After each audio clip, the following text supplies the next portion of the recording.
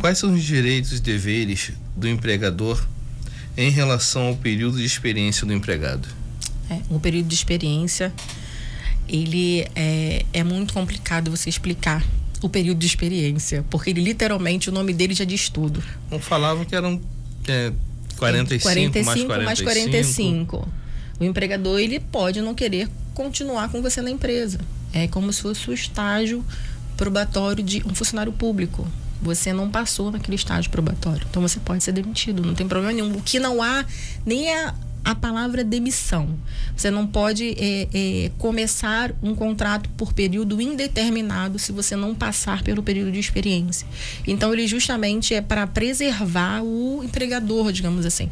Se passou 45 mais 45 e você não cabe dentro daquela empresa, ele pode te dispensar sem problema nenhum. Eu conheço empresas que contratam o trabalhador, eles trabalham 45 dias perfeito, 45 dias perfeito.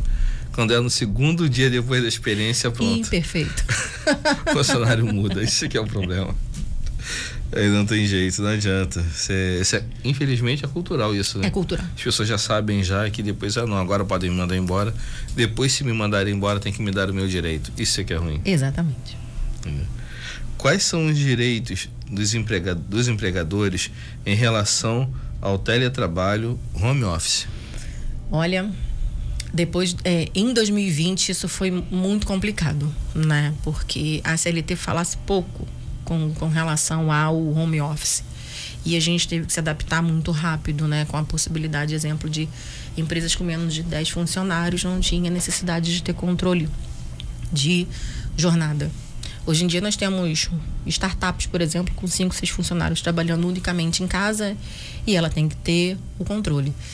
Como que é feito o controle, doutora? Aí você vai ter que conversar com o seu TI, porque é ele que vai te dar os aplicativos. Hoje em dia tem muitos aplicativos. Tem pontos também por computador, tem né? Tem pontos. Você só ali marca o ponto, o início do trabalho.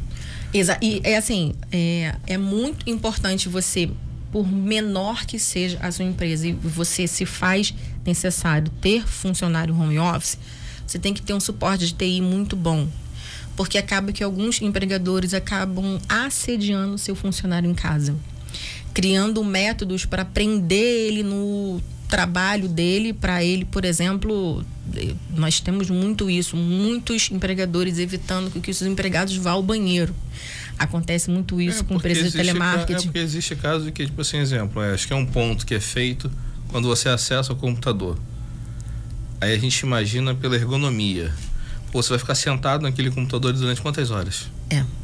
Você não tem como ficar durante aquele todo o tempo ali. Não. Se for pela câmera do computador que vai estar vendo o trabalhador ali, não tem como. Uma hora você vai ter que sair. Vai ter que sair, né? É que nem fala assim, pela ergonomia é obrigado a sair. Sim, então não certeza. Tem jeito. Exemplo, o seu empregado, ele não pode ligar para você pedindo se ele pode ir no banheiro. Simplesmente porque ele está em home office. Como ele vai te pedir permissão para ir ao banheiro? Ele pode ir ao banheiro. Então, acaba que a gente depara no assédio, que é outro motivo de multa nas varas trabalhistas, é você assediar o seu empregado. Então, tenha um controle, o mínimo que seja, mas seja um mínimo que te dê uma entrega. Que o empregador pedir para o funcionário falar assim, quando você for no banheiro, você tem que me avisar, tá? Você não pode se ausentar sem comunicar. Exatamente. Aí isso passa a ser um assédio. Porque você não vai estar 100% no telefone. Exemplo, eu só posso ir no banheiro se você, Jurandir, me liberar. Eu ligo pra você, tô passando mal, preciso ir no banheiro, você não me atende, como é que eu faço? Entendi. Bom saber que existe isso também. Existe muito. As pessoas falam, trabalho home office, é muito bom. Então, às vezes é bom e às vezes não é, né? Tem que ter um controle muito bom e o seu TI tem que estar, por menor que seja a sua empresa, ele tem que estar sempre funcionando. É bom saber mesmo. Quais são os procedimentos necessários para contratar um trabalhador estrangeiro? Então, a princípio, você tem que pedir a autorização do Ministério do Trabalho, que são regras internas que você precisa cumprir, e tem que prestar atenção no visto daquele empregado, se ele pode trabalhar no país para isso. Mas será que muitas empresas fazem isso, de contratar trabalhadores estrangeiros? Acontece muito. Porque tem tantos profissionais no Brasil. E tem tantos profissionais no Brasil. Por que contratá-la de fora? Muito. Porque, novamente, Jurandir, nós somos um país cultural que gosta de aplaudir os outros países, mas não os nossos. Não valorizar os trabalhadores que nós temos. Então, tem muitas empresas. Eu trabalho, eu tenho um empregado que ele veio de um país X, não vou dizer o nome do país aqui, e ele é muito bom. Nossa, ele tem um empregado do país X. Que legal. Olha, a empresa dele é super importante, hein? Vamos lá. Mas o que aquele empregado faz e que um outro brasileiro faz? Absolutamente nada, a mesma coisa. Sem diferença nenhuma. É a mesma coisa. Às vezes vai falar a mesma língua, né? Talvez não tão fluente. Pode ser. Johnny falou que vai contratar um empregado assim também para trabalhar na Gold. É? Não sei o que ele vai fazer com esse trabalhador não, né? Mas ele vai contratar um trabalhador estrangeiro. Quais são as principais obrigações do empregador em relação à segurança e saúde do trabalho? EPIs. Você está muito mais bem preparado para falar disso do que eu. Não, advogado é você. Mas os EPIs, eles... Os empregados e os empregadores precisam entender que o EPI, ele é o equipamento para aquela função. Se aquela função exige máscara, você não vai entregar qualquer máscara, você vai entregar a máscara daquela função. Ela tem um período para isso. Tem empregadores que entregam máscara quando o empregado entra e daqui a 1 ano, 2 anos ele volta com outra máscara e o empregado fica com aquela máscara 1 ano, 2 anos. Você sabe que tem um período para isso. Sim, mas aí o que acontece? Já muda um pouquinho. Aí você vai lá. Não tem jeito. É porque muitas das vezes a empresa, né?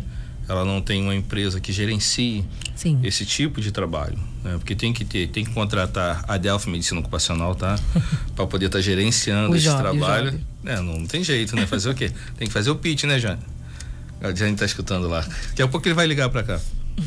Então, tem que ter uma empresa que faça esse gerenciamento, que vá lá no início, no PGR, para poder fazer o levantamento do risco daquelas funções, para depois ter feito o PCMSO, que é o Programa de Controle Médico, para depois ser identificado os EPIs necessários para aquela função. Porque cada EPI, ele tem um tempo determinado de uso. Sim. Né? E a empresa também, ela tem que ter o controle da ficha de EPI desse trabalhador. Sim. E o trabalhador também, ele tem que valorizar a empresa e cuidar também do EPI. E essa fiscalização, ela é obrigação da empresa. E que geralmente, assim, alguns não, mas alguns não fazem, né? Mas é obrigação dela. Sim, com certeza. Que se por acaso o funcionário se negar a utilizar, ele tem o direito de se negar a utilizar um EPI que não esteja em condições.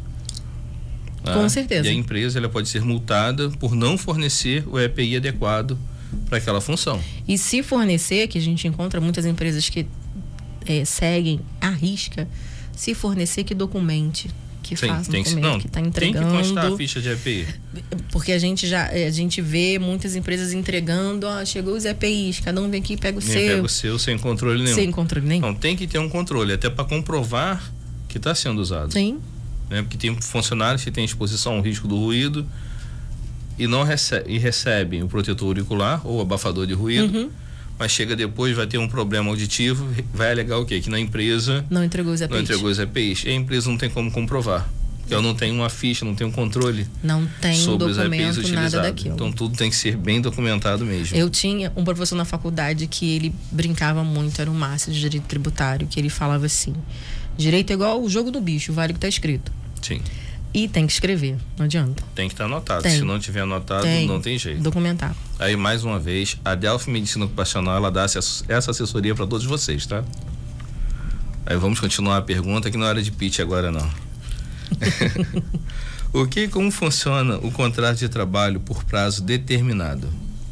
Ele tem começo, meio e fim. Lembrando que muitas empresas mal assessoradas fazem isso para evitar encargos. Eles contratam período determinado, termina aquele contrato, contrata de novo, o mesmo empregado, termina e contrata de novo, por períodos determinados. Essa prática não pode acontecer. Ser feito assim. Como que é feito? Que deve ser feito? Determinada com começo, meio e fim, Acontece muito para empresas de construção, né, que tem tempo para poder entregar a obra, se ele não tiver empregado CLT. E você não pode passar aquele prazo que você estipulou. Ele tem que ser contratual. Caso você pode estar contratando por tempo determinado 5 meses. Pode estar contratar contratando um trabalhador durante 5 meses. Não vou passar de 5 meses. E não pode ser renovado. Não pode prorrogar. Meses. Você pode prorrogar por até 90 dias depois. Qual o prazo determinado? Aquilo que você contratar. Se você pegar uma obra que ela vai durar 5 meses, você vai contratar ele por 5 meses. 1 ano. 1 ano. E ponto. Você não pode prorrogar mais. Você vai terminar aquele contrato determinado e fazer um outro contrato determinado. Você não pode fazer com o mesmo empregado. Se você quiser manter ele... profissional que tem que ser feito. Isso, exatamente. Se você quiser manter ele, tem que trocar para um contrato indeterminado. Mas a diferença a diferença dos dois tipos de contrato. Você contratar um funcionário CLT e de contratar um por prazo determinado, qual a diferença dos dois?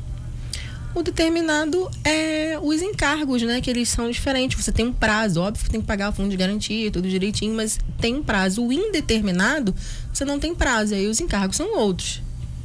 Tudo questão de encargos. Aí você tem que ver o que é melhor para sua empresa.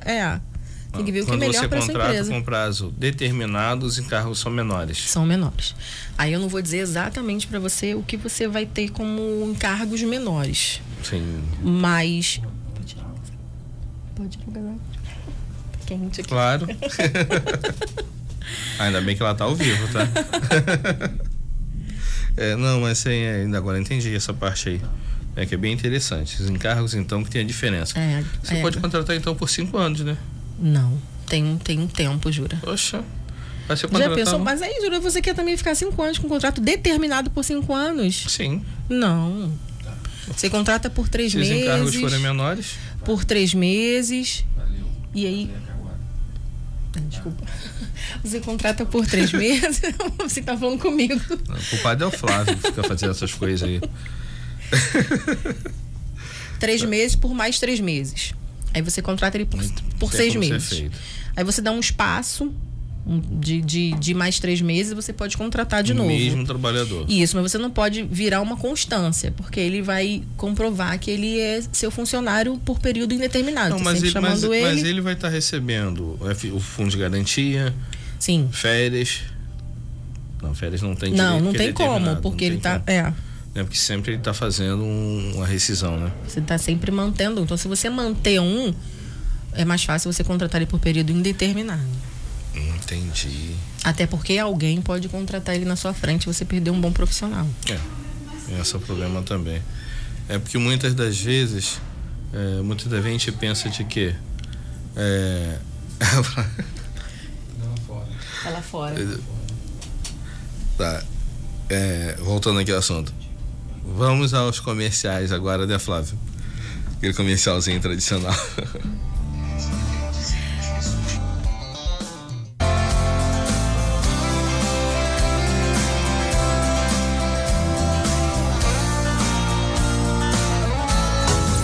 Você está ouvindo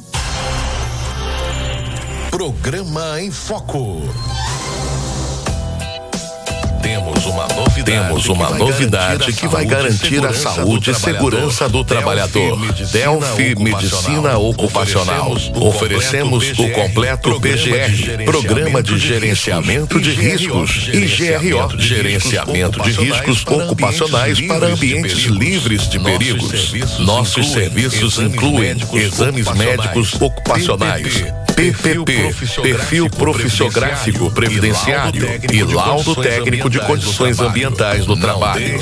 Não deixe de conferir nossos treinamentos diversos para manter sua equipe atualizada. Entre em contato pelos telefones 4101-1947 e 96480-7221. Estamos localizados na Rua Cardoso de Moraes, 61, sala 606, em Bom Sucesso.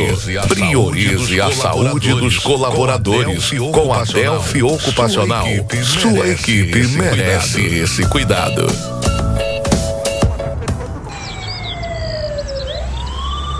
Já manda para o 6 Fala, amigo, tudo bem? Beleza, tudo bom? Maravilha, o que tu manda? Pai, isso aí não é um carro, não, isso é um avião, hein? Vai pra outro país isso aqui? Trabalho. Quem sabe, talvez, né? Vamos direto pro assunto, sem brincadeira. Esse carro passando por aqui, essa máquina, eu falei assim, ó, ela não pode andar desprotegida, concorda? E hoje isso é dia de sorte. Verdade? Verdade, hoje Tu jura isso mesmo? Eu juro pra você. Eu trabalho na melhor proteção veicular do Brasil. Na verdade, do Brasil não, do mundo. Pode parar, meu garoto. Espera que eu vou aí para falar contigo. Isso, pode sair, meu patrão. E aí? O que você falou mesmo, hein? Falei, meu patrão. Depois. Da melhor proteção veicular do Brasil. Pode parar. A melhor proteção veicular do Brasil é a Gold Proteção Veicular. Essa é a melhor, não existe outra. Mas continua. É porque na verdade eu só entrego o folheto aí. Vem cá, tem assistência 24 horas por dia? Tem cobertura ao território nacional?